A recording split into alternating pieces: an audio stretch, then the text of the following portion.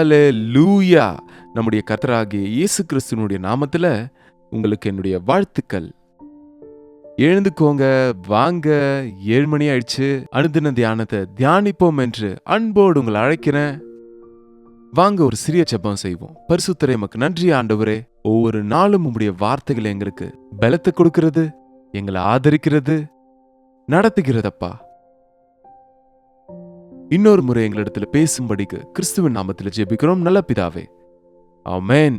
இந்த காலை நேரத்துல வேதத்திலிருந்து சில வசனங்களை வாசிப்போம். மார்க்குவின் சுவிசேஷம் 2ஆம் அதிகாரம், மார்க்குவின் சுவிசேஷம் 1ஆம் அதிகாரம் 29ஆம் வசனத்திலிருந்து வாசிக்கிறேன், கேளுங்க. உடனே அவர்கள் ஜெப ஆலயத்தை விட்டு புறப்பட்டு யாக்கோபோடும் யோவானோடும் கூட சீமோன் அந்திரேயா என்பவர்களுடைய வீட்டில் பிரவேசித்தார்கள். அங்கே சீமோனுடைய மாமி ஜுரமாய் கிடந்தால், உடனே அவர்கள் அவளை குறித்து அவருக்கு சொன்னார்கள். அவர் கிட்ட போய் அவள் கையை பிடித்து அவளை தூக்கிவிட்டார்.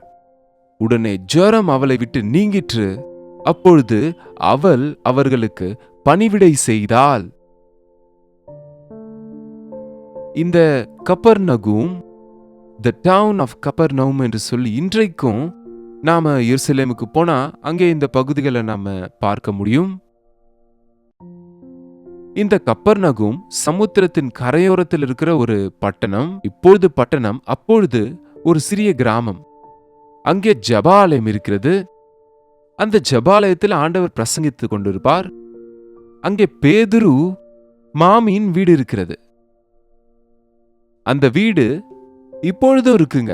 நாங்க போன போது 2 முறை 3 முறை போனப்ப நாங்க பார்த்திருக்கோம். அந்த வீடு பாழடைந்த நிலைமையில இருக்கிறது. அந்த வீடு சின்னதுதான், வட்ட வட்டமா இருந்தது, இடிந்த சுவர்களோட. ஆனா அதன் மேல ஒரு நல்ல சர்ச் கட்டினாங்க.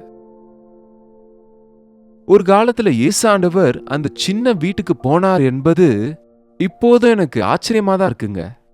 பரலோகத்தை விட்டு வந்த ஆண்டவர் அழிந்து போகிறதை தேடி ரட்சிக்கும்படிக்கு எவ்வளவாய் தன்னை தான் தாழ்த்தி கொண்டார். அந்த சமுத்திரத்தின் கரையிலே கப்பர்நவும், பெத்தனியா, பெத்பெகே எனக்கூடிய சின்ன சின்ன கிராமங்களிலே, இந்த கப்பர்நகூமிலும் நரிகளுக்கு குழிகளும் ஆகாயத்து பறவைகளுக்கு கூடுகளும் உண்டு, மனுஷகுமாரனுக்கோ தலை சாய்க்க இடமில்லை என்பது போல, அவருக்கு ஒரு சொந்த இடம் இல்லாவிட்டாலும், சொந்த அடைக்கலம் அவருக்கு இல்லாவிட்டாலும், எங்கே போனால் அங்கே அவரை சேர்த்து கொண்டவர்களின் வீட்டில அவர் இருப்பது, அங்கே அவர் ஓய்வெடுத்துக் கொள்வதற்கும் சாப்பிடுவதற்கும் கூட நேரமில்லாதவராக அங்கேயும் அவர்களுக்கு ஊழியம் செய்வதை பார்க்கும்போது நம்ம இயேசாண்டவர் எவ்வளவு நல்லவருங்க. இன்றைக்கு ஆவியின் சொரூபியாக ஆண்டவர் நம்முடைய வீடுகளை தரிசிக்கணும்னு சொல்லி நம்ம எந்த நிலையில இருந்தாலும், எவ்வளவு சின்ன வீடா இருந்தாலும், எவ்வளவு சாதாரணமான வாழ்க்கையா இருந்தாலும், எங்க விழுந்து எப்படிப்பட்ட நிலைமையில கஷ்டங்கள் இருந்தாலும் நம்மை பார்க்கணும்னு நம்மிடம் வருகிறாருங்க. அன்றைக்கு அவர் கால்நடையாகவே வந்தார். சரீரத்தில் அவர் இருந்ததுனால சில பகுதிகளுக்கு தான் வர முடிந்தது. ஆனா இன்றைக்கு அவருடைய வார்த்தையின் மூலம் ஆவியின் சுரூபியாகிய ஆண்டவர், முக்கியமா இந்த சோசியல் மீடியா மூலமா நீங்க எங்க பார்க்கிறீங்களோ, எங்கிருந்து பார்க்கிறீங்களோ, அங்க இருக்கிற உங்களோட ஆண்டவர் பேசுறாருன்னு நீங்க சொல்றீங்க இல்லையா? அவருடைய பிரசன்னத்தை உங்களால உணர முடியுது. அவருடைய வார்த்தை உங்களிலே தாக்கத்தை உண்டாக்குதுங்க. ஆகவே தேவனுடைய வார்த்தையை கவனமா கேளுங்க. ஆண்டவர் என்னோடு பேசுறாருன்னு கவனிங்க. இந்த சம்பவத்தை பார்க்கிறோம். அந்த கப்பர்நகூம் போன போது அவர் அங்கே சீமோன் அந்திரேயா என்பவர்களின் வீட்டில பிரவேசித்தார். சீமோன், பேதுரு, அந்திரேயா சகோதரர்கள். அவர்கள் வீட்டுக்குள்ள பிரவேசித்த போது பேதுருவினுடைய மாமி ஜுரத்தினால் கிடக்குறாங்க. அவங்க எப்பொழுது ஆண்டவர் வந்தாலும் எதிர்கொண்டு அவரை வரவேற்று உபசரிக்கிற ஒரு ஸ்திரீ. உபசரிக்க மறவாதிருங்கள், அதனாலே சிலர் அறியாமல் தேவதூதரையும் உபசரித்ததுண்டு என்பது போல, அந்த பக்கம் பெத்தனியா கிராமத்துக்கு போகும்போது மார்த்தாள் ஆண்டவரை அழைத்து உபசரிப்பாங்க. இப்படி கப்பர்நகூம் பக்கம் வரும்போது பேதுருனுடைய மாமி அவருக்கு ஊழியம் செய்வாங்கன்னு சொல்லி வசனத்துல பார்க்கிறோம். அவங்க ஜுரத்தோட படுத்திருக்கிறாங்க. பாவம், அவங்க ஜுரத்தோட இருக்கிறாங்க. அவங்க எழுந்து சமைக்க முடியாது. நாம இன்னொரு வீட்டுக்கு போகலாம் அல்லது இன்னொரு இடம் முயற்சிக்கலாம் என்று நினைப்போம் நாமளா இருந்தா. அல்லது அவங்க கூட இன்றைக்கு எங்க வீட்ல முடியாதுங்க, எங்க வீட்ல உடம்பு சரியில்லை, அது சரியில்லைன்னு சொல்லுவாங்க. ஆனா ஆனா இவங்க எது நல்லா இல்லைன்ற விஷயத்தை ஆண்டவருக்கு சொன்னாங்க. பேதுருவின் மாமி ஜுரத்தில கிடக்கிறாள் என்ற உடனே 31வது வசனம், அவர் கிட்ட போய் அவள் கையை பிடித்து அவளை தூக்கி விட்டார். ஆண்டவர் அவளின் கிட்டே வந்தார். ஒருவேளை அவங்க முடங்கி கட்டில படுத்திருக்கலாம். அவங்க எத்தனை நாளா இந்த ஜுரத்துல இருக்கிறாங்களோ, இந்த ஜுரம் சின்ன ஜுரம் இல்லைங்க, ஏதோ டைஃபாய்டு போல 21 நாளோ அல்லது வேற ஏதாவது சில ஜுரங்களை பார்த்தா வார கணக்குல மாத கணக்குல இருக்கு இல்லையா? ரொம்ப மோசமான ஆரோக்கியம் குன்றிய நிலையில அவங்க படுத்திருந்த அந்த நிலைமையில ஆண்டவர் வந்து அவள் கையை பிடித்த உடனே ஜுரம் அவளை விட்டு நீங்கிற்று.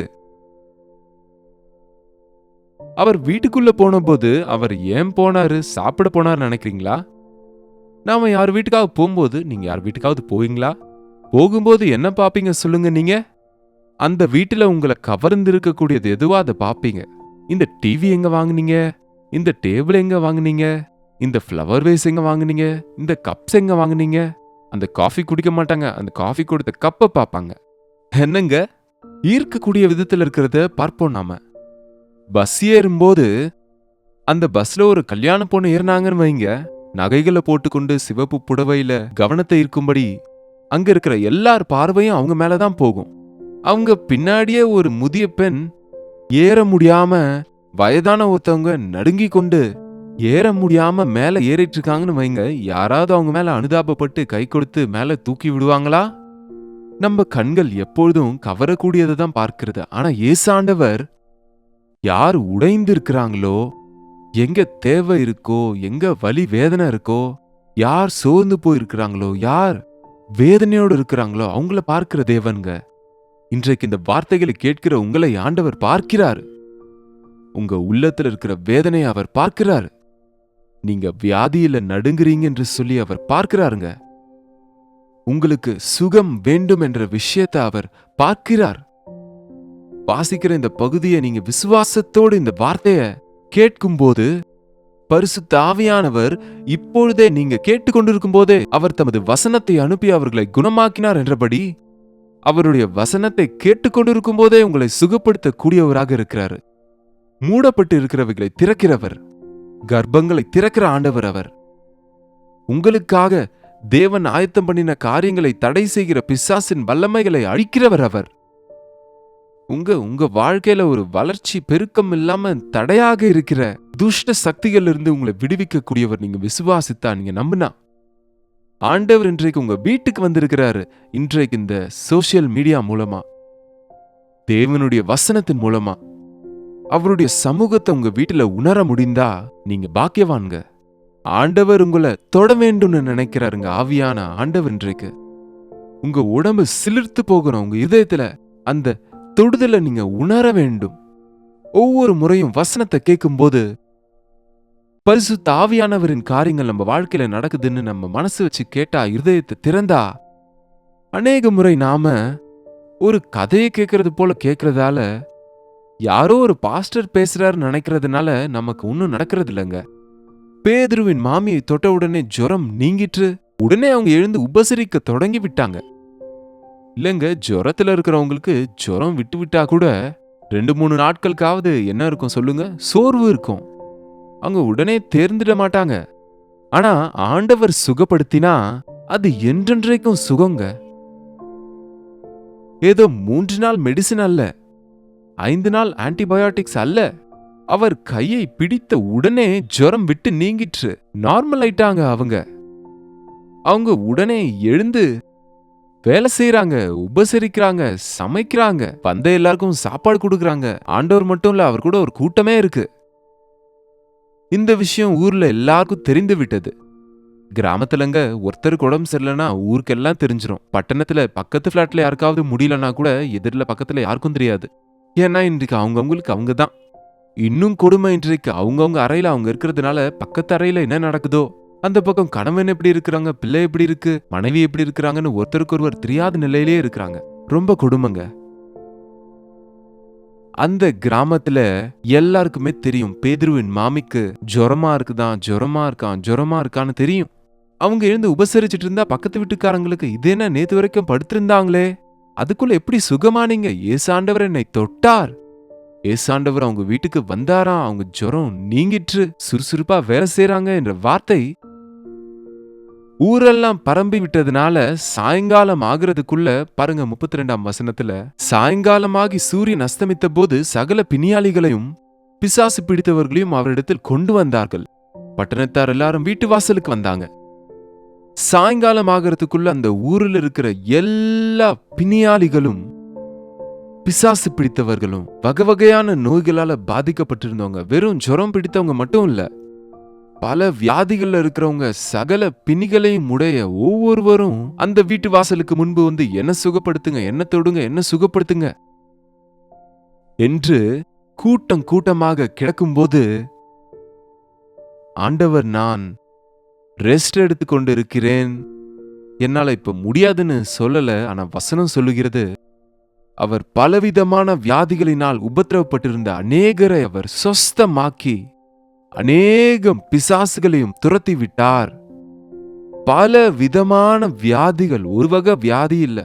பாப்பா, இன்றைக்கு எங்களுக்கு வருகிற பிரேயர் பர்டன்ஸ் பார்த்தா சரீரத்துல எத்தனை அவயவங்கள் இருக்கோ அந்தந்த அவயவங்களுக்கு தனித்தனியா வியாதிகள் போல வந்து கொண்டிருக்குங்க. இந்த காலத்துல அத்தனை அவயவங்களுக்கும் நரம்பு பிரச்சனை, எலும்புகள் பிரச்சனை, கண்கள்ல பிரச்சனை, உடம்புல பிரச்சனை, ஒன்றாங்க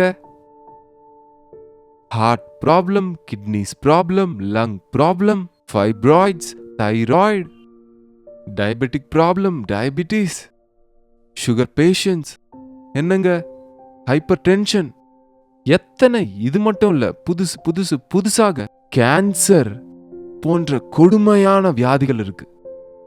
எத்தனை வியாதிகள்! உன்னுடைய வியாதி என்னுடையது போன்றதல்ல, என்னுடையது உன்னுடையதல்ல. இது எனக்கு தெரியாது, இந்த ஸ்பெஷலிஸ்ட் கிட்ட போங்க, இந்த ஹாஸ்பிட்டல் போங்க, இங்க ஸ்கேன் பண்ணுங்க, அங்க எக்ஸ்ரே எடுங்கன்னு எப்படி சுத்த விடுறாங்க. இன்றைக்கு வியாதி வந்தா எல்லாரையும் அவர் தொட்டார், அவ்வளவுதான். அவருடைய தொடுதல் போதுங்க.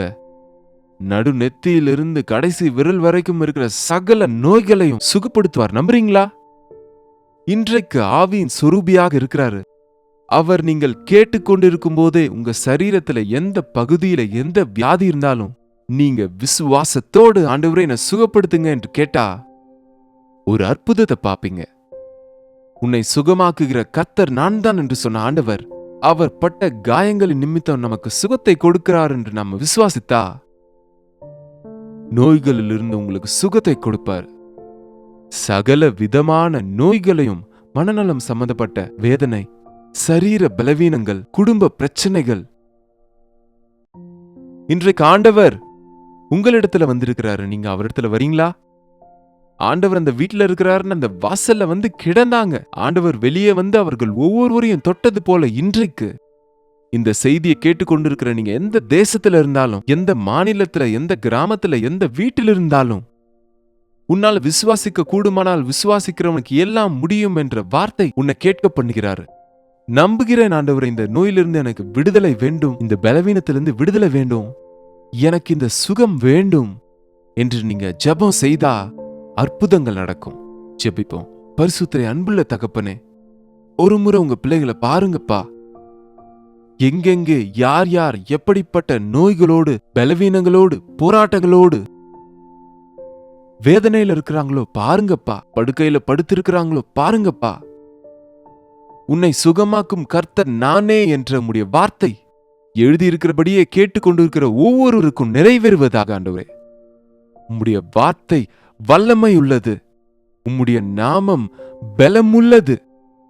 அன்றைக்கு உம்முடைய சீஷர்களை அழைத்து எல்லாவித நோய்களையும் சுகப்படுத்தவும், பிசாசுகளை துரத்தவும் நீங்க அதிகாரம் கொடுத்திருக்கிறீங்க. நீங்க கொடுத்த அதிகாரத்து நிமித்தம், உம்முடைய வல்லமை நிமித்தம் இந்த செய்தியை கேட்டுக்கொண்டு ஆசையோடு விசுவாசத்தோடு உம்மை நோக்கி பார்த்து கொண்டிருக்கிற ஒவ்வொருவரையும் நசரேயனாகிய இயேசு கிறிஸ்துவினுடைய நாமத்துல விடுதலை செய்கிறோம், சுகப்படுத்துகிறோம். பரிசுத்த ஆவியின் காரியங்கள் நடக்கும்படி உம்முடைய கிருபையை ஊற்றும்படிக்கு கிறிஸ்துவின் நாமத்துல ஜெபிக்கிறோம் நல்ல பிதாவே, ஆமென். பிதாவாகிய தேவனுடைய அன்பும் குமாரனாகிய இயேசு கிறிஸ்துவின் கிருபையும் பரிசுத்த ஆவியானவரின் அந்யோன்யமும் ஐக்கியமும் கூடி வந்திருக்கிற நம் அனைவருக்கும் இப்பொழுதும் சதா காலமும் துணையாயிருப்பதாக. ஆமென். விசுவாசிங்க. அப்படியே நீங்க கொஞ்ச நேரம் ஜெபம் செய்யுங்க. தனியா கொஞ்ச நேரம் ஜெபியுங்க. எங்க எந்த வலி இருக்கோ, எந்த வேதனை இருக்கோ, முடிஞ்சா உடனே எங்களுக்கு ஒரு வாட்ஸ்அப் மெசேஜும் நீங்க அனுப்புங்க. உங்களுக்காக நாங்களும் ஜெபிக்கிறோம், நீங்களும் ஜெபிங்க. அற்புதமான சுகங்களையும் நன்மைகளையும் நம்ம வாழ்க்கையில நீங்க நிச்சயமா அனுபவிப்பீங்க. கர்த்தருக்கு சித்தமா இருந்த நாளைக்கு இதே நேரத்துல இதே நிகழ்ச்சியில மீண்டுமா உங்களை சந்திக்கிறேன். அதுவரை கர்த்தருடைய கிருபை உங்களுக்கு துணையா இருப்பதாக.